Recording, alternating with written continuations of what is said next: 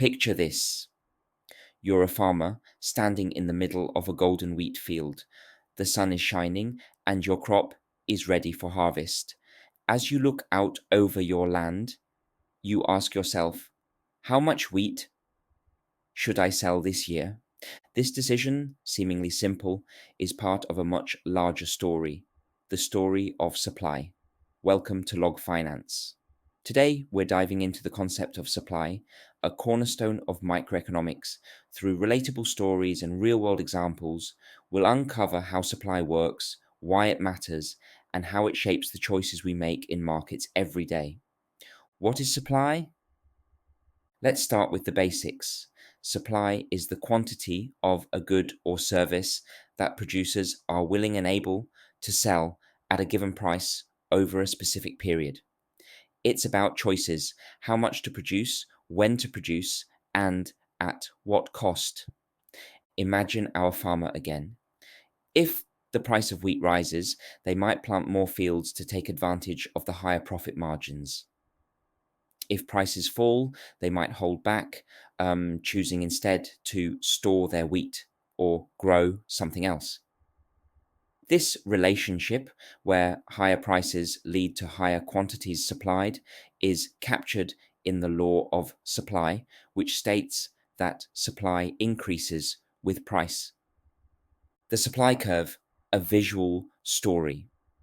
The supply curve is a powerful tool in economics. It's an upward sloping graph showing the relationship between price and quantity supplied. Let's bring this to life with a relatable example. Think about coffee. When the price of coffee beans rises, farmers in Colombia, Ethiopia, or Brazil might ramp up production to meet demand, even planting additional crops. This creates more supply in the market. On the graph, the curve slopes upward, illustrating how producers respond to price signals. But the supply curve doesn't just tell us how producers behave, it also highlights how external factors influence supply. Determinants of supply. What shapes the curve? Several factors shift the supply curve, changing how much producers are willing to supply at any given price. Let's explore these with some real world stories. Cost of production. Imagine a car manufacturer. If the price of steel drops, producing vehicles becomes cheaper. This encourages the manufacturer to increase production, shifting the supply curve to the right. Conversely, rising costs like higher wages or expensive raw materials can reduce supply, shifting the curve to the left. Technology.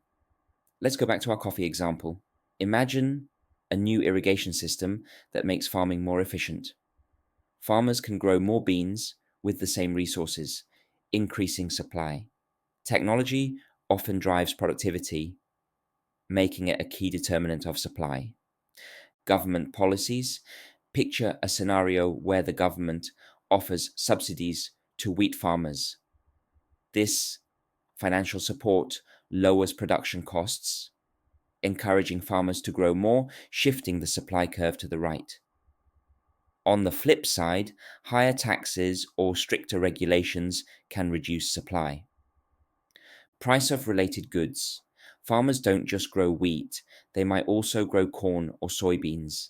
If the price of soybeans skyrockets, some farmers might switch crops, reducing the supply of wheat. This interconnected decision making is another fascinating element of supply. Future expectations. Imagine if coffee farmers expect prices to rise next year. They might hold back beans now, reducing current supply to capitalize on higher future prices. Expectations often shape how producers respond to market conditions. Elasticity of supply. How flexible are producers? Supply isn't equally responsive in all markets. Economists use price elasticity of supply, PES, to measure how much the quantity supplied changes in response to price. For example, consider electricity. Power companies can't instantly increase supply because building new plants or upgrading infrastructure takes time. This makes the supply of electricity inelastic, slow to respond to price changes. On the other hand, imagine a bakery. If bread prices rise, the baker can easily increase production by working overtime or sourcing more flour. This makes the supply of bread elastic, quick to adjust to price changes. For your IB economics exam, remember the formula for PS. Piece percent unchanged pricing quantity in supply percent change pricing price. Piece Avec textile share change in quantity supply to percent. Our textile change in price the piece bread change in price change in quantity supplied. Real world applications, supply in action.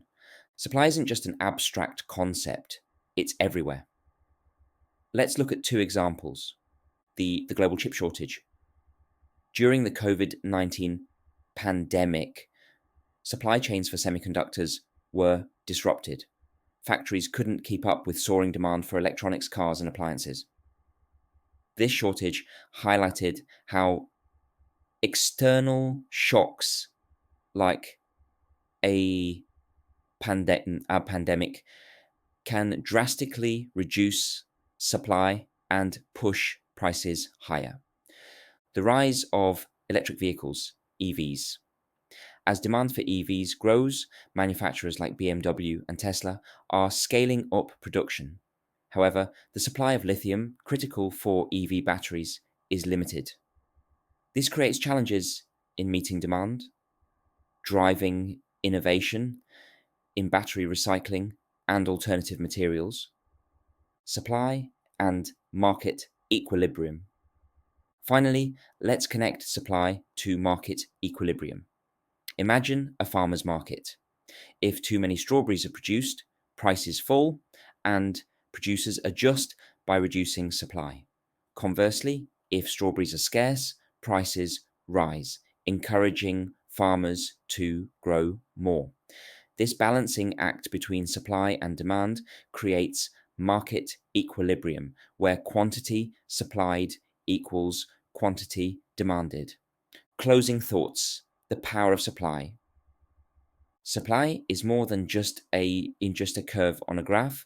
It's a dynamic story of choices, challenges, and opportunities. From farmers deciding what to grow to manufacturers responding to global trends, supply shapes the markets we interact with every day. As you prepare for your IB economics exam, remember, understanding supply isn't just about memorizing definitions. It's about recognizing its impact on the real world. Thank you for joining me on Log Finance. If you enjoyed this episode, don't forget to subscribe and share it with others. Until next time, stay curious, stay analytical, and keep exploring the fascinating world of economics.